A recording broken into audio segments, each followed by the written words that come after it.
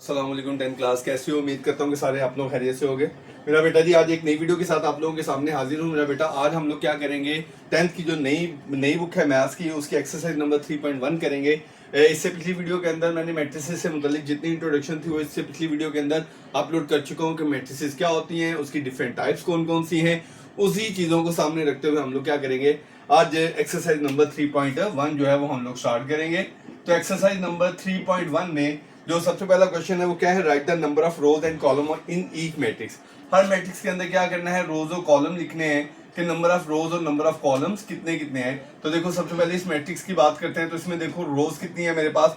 अगर रोज की बात करोगे तो देखो कितनी रो है, R1 और R2। मैंने बताया था कि हॉरिजॉन्टल लाइन जो होती है वो क्या होती है, रोज होती है। तो इसमें कितनी हॉरिजॉन्टल लाइन है, 1 और 2। तो रोज कितनी आ गई, 2। उसके बाद क्या देखते हैं हम लोग, इसके अंदर कॉलम्स कितने हैं। कॉलम में देखो वर्टिकल लाइंस जो होती हैं वो बेसिकली क्या होते हैं, कॉलम्स होते हैं। तो वर्टिकल लाइन देखो कितनी है, एक ये है और एक ये है। तो C1 और C2, तो कितने कॉलम हो गए, 2, यानी कि 2 रोज हैं और 2 कॉलम है। उसके बाद अगर आप लोग नेक्स्ट पार्ट को देखोगे तो नेक्स्ट पार्ट के अंदर ये देखो B is equal to, next part के अंदर 3 4 7, 3 4 7। इसके अंदर देखो रोज कितनी है, रोज के लिए देखो ये R1, ये R2, ये R3। हॉरिजॉन्टल लाइन कितनी है इसके अंदर, 3। और कॉलम्स कितने हैं इसके अंदर, सिर्फ एक कॉलम है। जो वर्टिकल लाइन होती है उसको हम लोग क्या कहते हैं, कॉलम कहते हैं। तो यहाँ पे हम लोग क्या लिखेंगे, रोज। रोज कितनी है यहाँ पे, 3। और कॉलम्स कितने हैं यहाँ पे, कॉलम्स कितने हैं, जस्ट ओनली 1। तो इस तरीके से हम लोग क्या करेंगे, इसके अंदर रोज एंड कॉलम जो है वो हम लोग मेंशन करेंगे। यहाँ पे एक और मैट्रिक्स लिख रहा हूँ, लेट्स सपोज मेरे पास है D, ठीक है। बाकी जो क्वेश्चन है वो आप लोग खुद करोगे। तो एक और मैट्रिक्स लिख रहा हूँ, क्या है, 3 1 4 2 0 5, उसके बाद 1 3 6।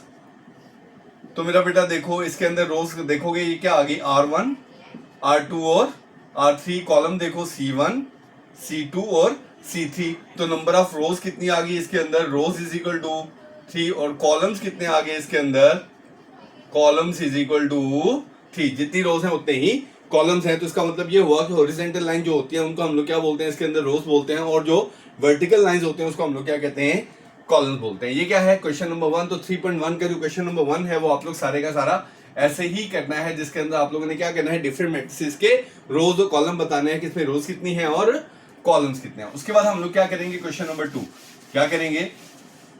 क्वेश्चन नंबर 2 के अंदर हम लोगों ने क्या करना है, राइट द ऑर्डर। क्या करना है, right the order of a matrix. क्या करना है, ऑर्डर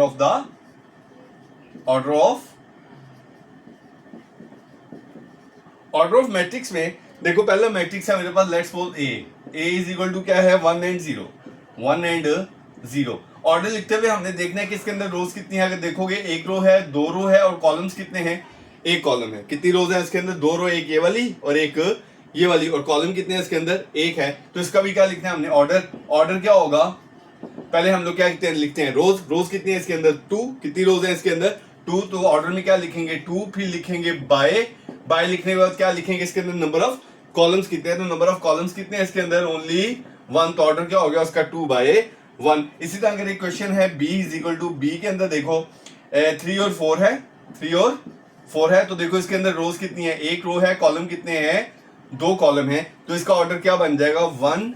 क्योंकि एक ही रो है तो क्या आएगा, पहले 1 आएगा, 1/2। बात समझ आ गई। इसी के साथ एक इसका जो सेकंड लास्ट वाला वर्ड है वो करने लगा हूं, जो है E इज इक्वल टू क्या है, 0 3 5 1 4 और 6।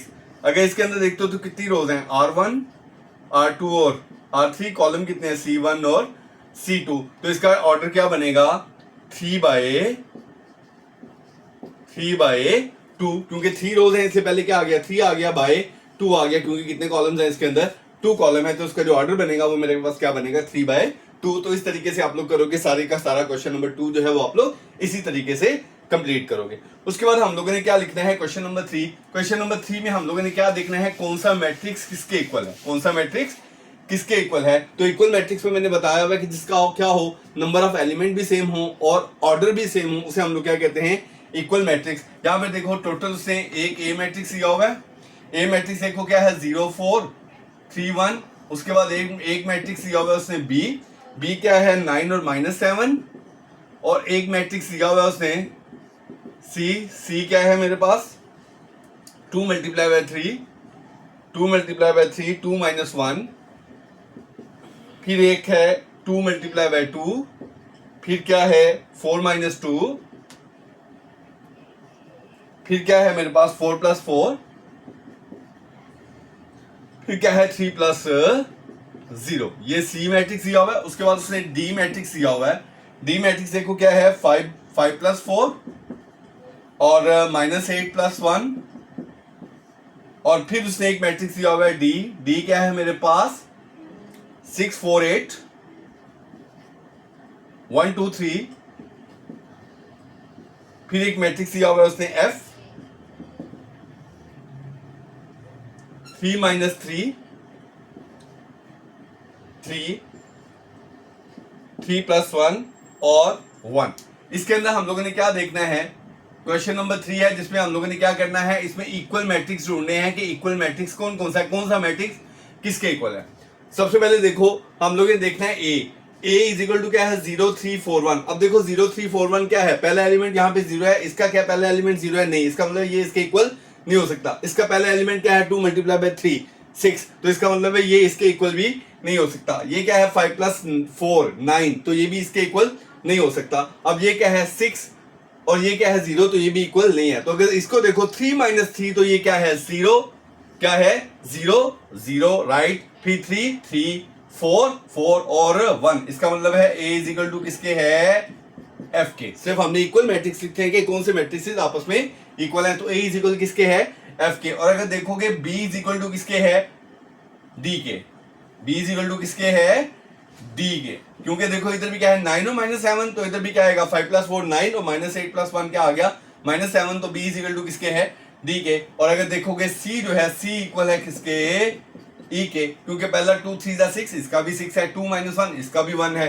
तो इसका मतलब है यहाँ पे ए जो है वो एफ के इक्वल है, बी जो है वो डी के इक्वल है, और सी जो है वो ई के इक्वल है। तो इस तरीके से हम लोगों ने क्या किया, इस क्वेश्चन नंबर 3 के अंदर सारे इक्वल जो सेट जिसके इक्वल है वो हम लोगों ने रिप्रेजेंट कर दिया। उसके बाद हम लोग क्या करेंगे, इसका क्वेश्चन नंबर 4। क्वेश्चन नंबर 4 में क्या कहता है, इफ क्वेश्चन नंबर 4 है, कहता है इफ मेरे पास एक मैट्रिक्स है, क्या है a + 2 b - 1, उसके बाद फिर c - 3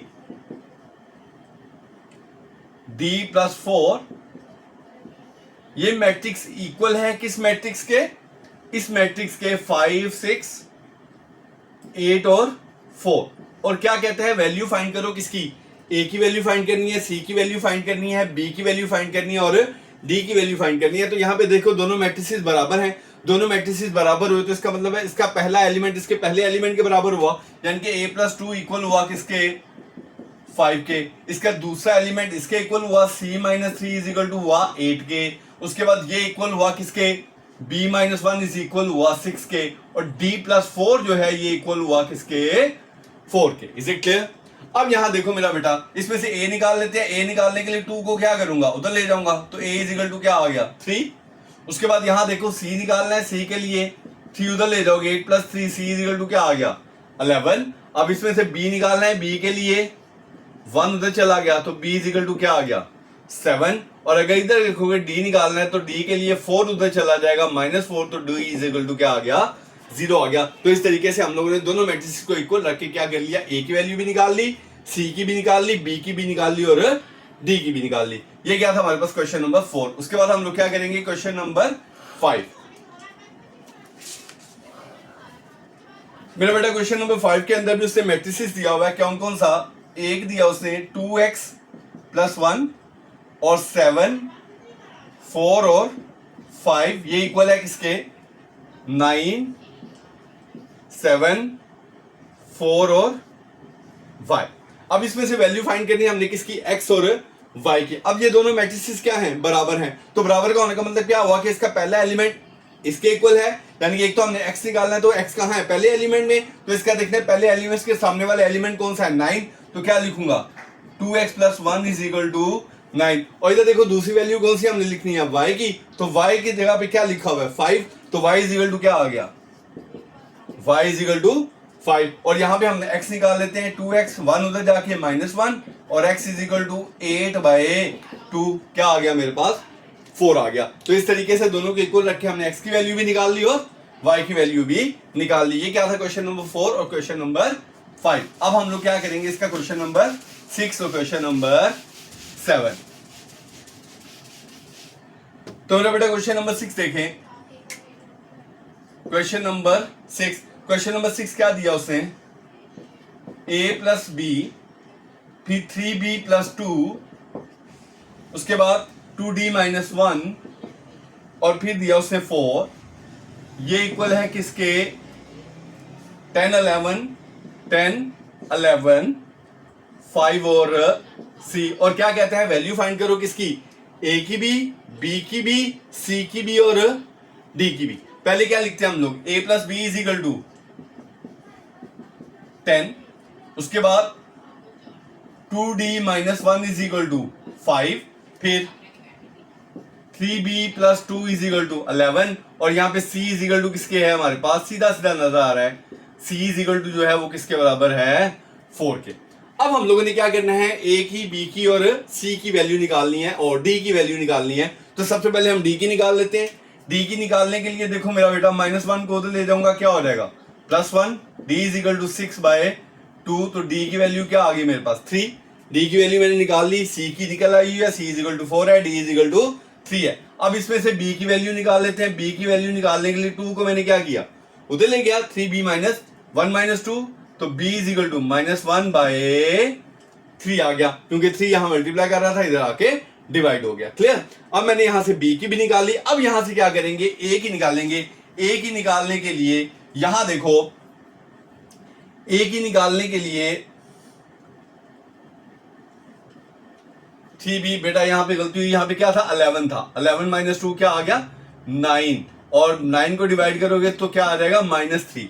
तो यहाँ पे मेरे पास b की वैल्यू क्या आ गई -3। अब यहां से मैं क्या करूंगा, a की वैल्यू निकालूंगा। a की वैल्यू निकालने के लिए यहां से जो b की वैल्यू निकाली है वो मैं यहाँ पे पुट करूंगा। b की वैल्यू क्या है -3 इज इक्वल टू 10, तो a is equal to 10 plus 3, तो a इज इक्वल टू क्या आ गया 13। तो इस तरीके से मैंने a की भी निकाल ली, और मैंने b की भी निकाल ली, c की भी निकाल ली और d की भी निकाल ली। ये क्या था हमारे पास क्वेश्चन नंबर 6। अब हम लोग क्या करेंगे क्वेश्चन नंबर 7।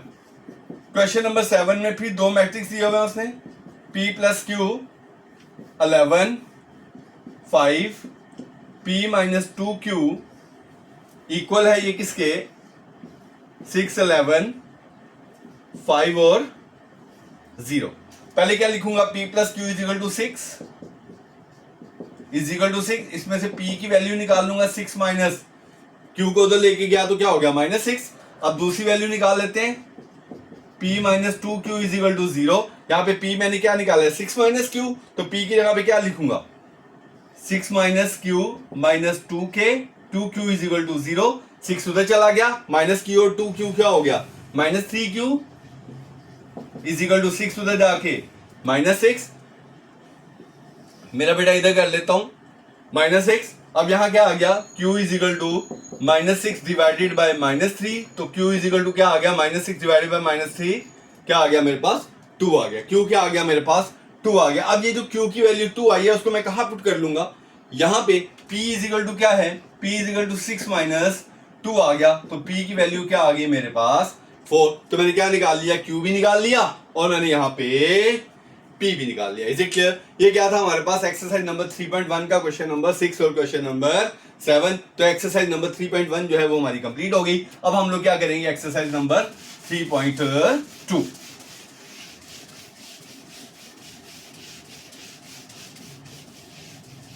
बेटा एक्सरसाइज 3.2 क्यों कर रहा हूं, क्योंकि कल की पिछली वीडियो के अंदर मैंने पूरे का पूरा इंट्रोडक्शन इसीलिए दिया था ताकि दोनों एक्सरसाइजेस करना आप लोगों के लिए आसान हो जाए। अब देखो सबसे पहले एक्सरसाइज नंबर 3.2 में जो क्वेश्चन नंबर 1 है, क्वेश्चन नंबर 1 में क्या कहता है, from the following matrices identify करना है हमने कि यूनिट मैट्रिक्स कौन सा है।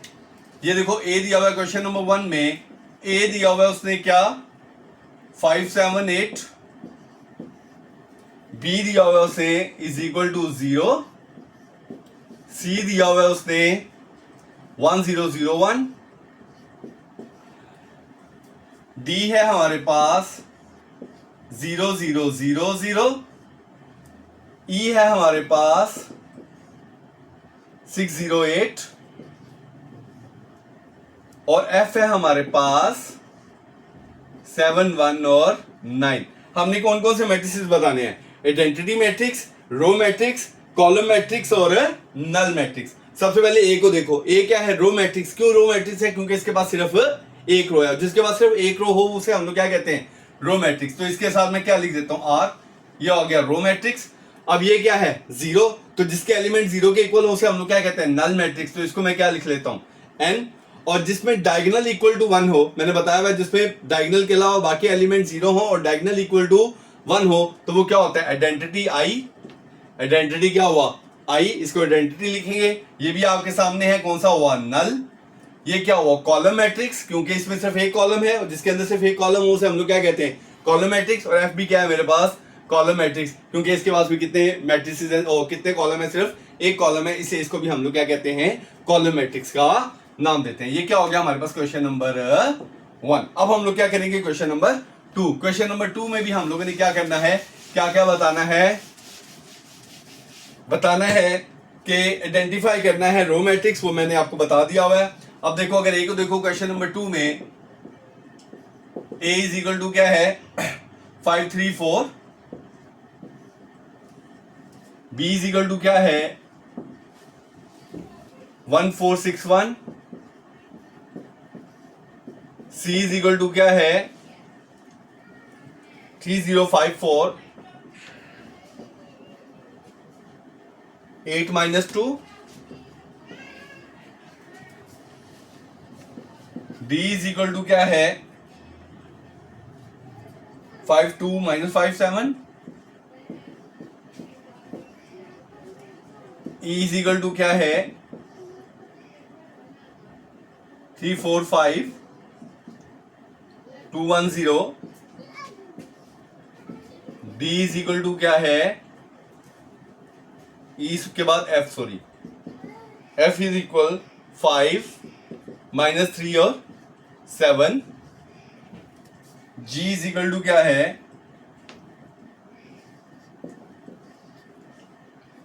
3 1 और 5 0 3 2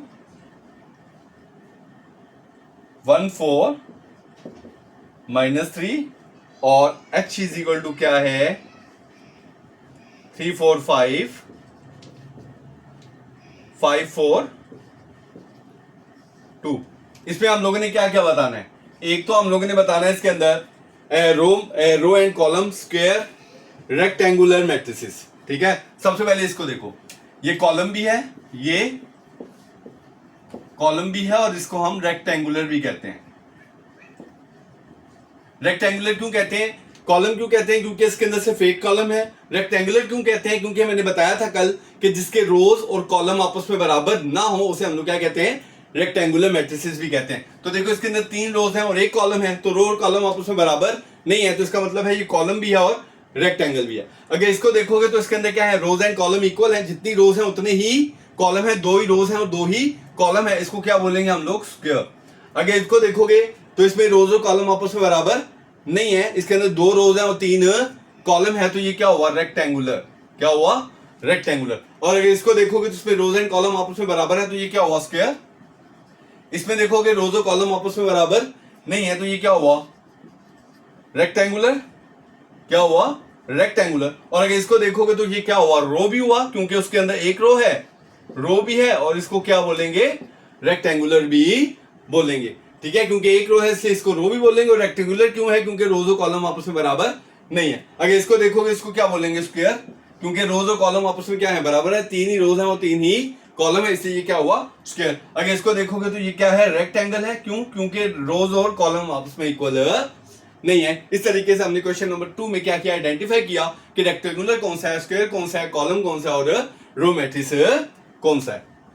उसके बाद हम लोगों ने क्वेश्चन नंबर 3 में आइडेंटिफाई करना है, क्वेश्चन नंबर 3 में आइडेंटिफाई करना है कि हमारे पास स्केलर मैट्रिक्स कौन सा है। क्वेश्चन नंबर 3 में ए दिया उसने 1001,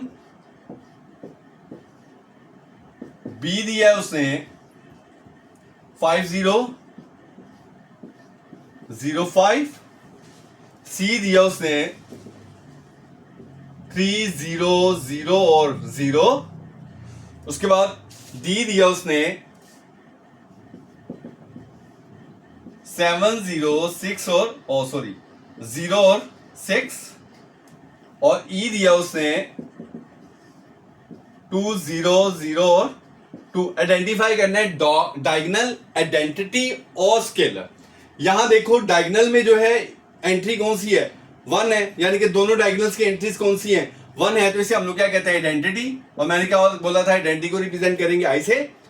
यहां देखो, यहां पे जो डायगोनल है वो 1 1 नहीं है, तो इसका मतलब ये आइडेंटिटी तो नहीं होगा, ये क्या होगा, स्केलर। जहां पे डायगोनल की एंट्रीज आपस में इक्वल हो, यानी कि ये 5 है तो ये भी 5 है, तो यहां पे क्या होगा, फिर हमारे पास ये क्या होगा, स्केलर। और यहां पे डायगोनल की एंट्री सेम नहीं है, तो इसे हम लोग क्या बोलेंगे, डायगोनल ही बोलेंगे।